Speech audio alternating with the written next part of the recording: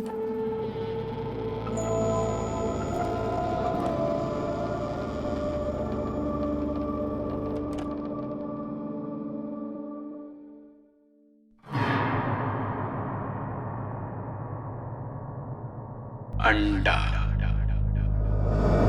ये कहानी शायद आपने भी कहीं सुनी हो। मैंने भी सुनी थी बचपन में। लेकिन ये कहानी सबसे पहले किसने किसे सुनाई, ये कोई नहीं जानता। अक्सर छोटे कस्बों और शहरों में आपको न जाने कितने ही ऐसे मकान मिल जाएंगे जो पता नहीं कब से खाली पड़े हैं। मेरे भी शहर में एक ऐसा ही मकान है।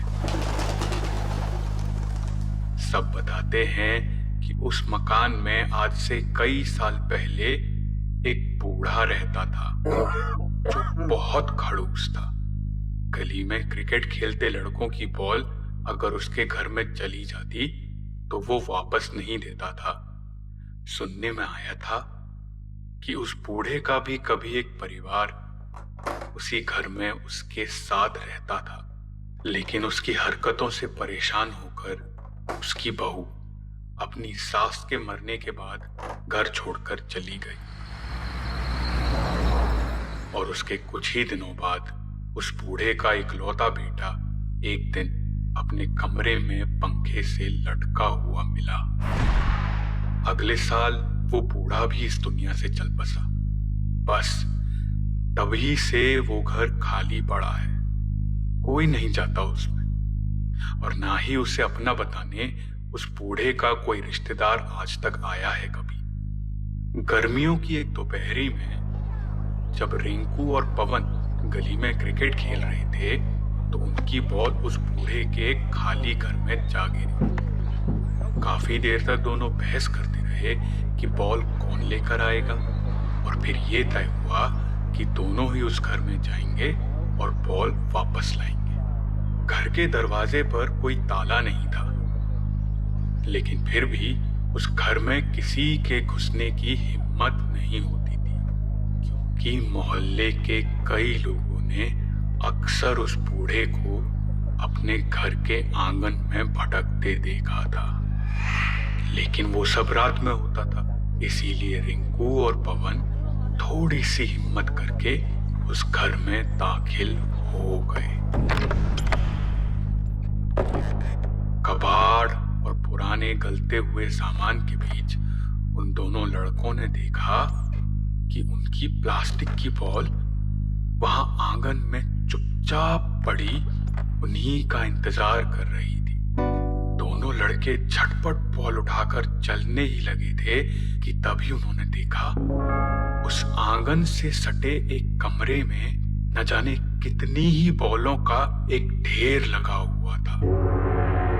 उस ढेर में हर तरह की बॉल थी, प्लास्टिक की, रबर की, टेनिस वाली और यहाँ तक कि लेदर की बॉल भी। रिंकू और पवन उस खजाने को देखकर अपनी बॉल को मानो भूल ही गए।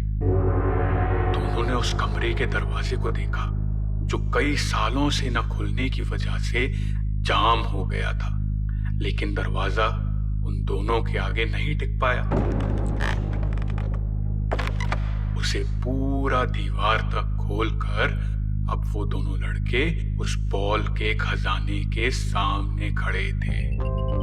वैसे तो उसमें सभी तरह की बॉलें थी, लेकिन रिंकू और पवन की नजर उस ढेर में पड़े एक बड़े से सफेद अंडे की ओर गई।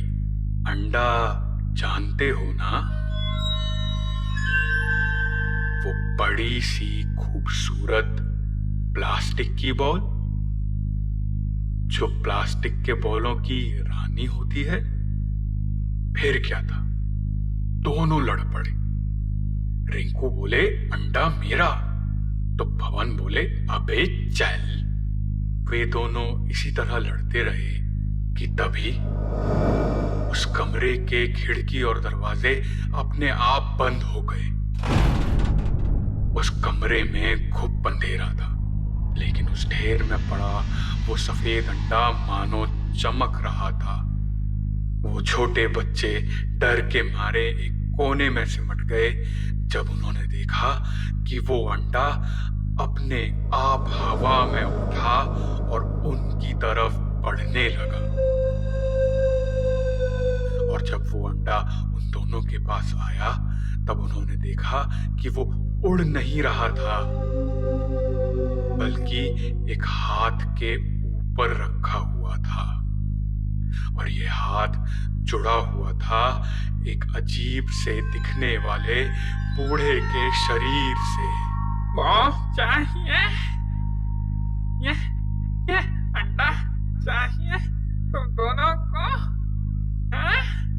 उस बूढ़े ने एक अजीब सी आवाज के साथ पूछा। नहीं मिलेगा। लेकिन उन दोनों लड़कों के चेहरों पर सिवाय डर के और कोई भाव नहीं था। एक चीख उस दोपहरी में उस घर से निकली, लेकिन उसे सुनने वाला कोई नहीं था। कई दिनों तक उन बच्चों को ढूंढने के बाद उनकी लाशें उसी घर के उस कमरे से मिली, लेकिन ना ही उस कमरे में वो बोलों का ढेर था और ना ही वो सफेद अंडा।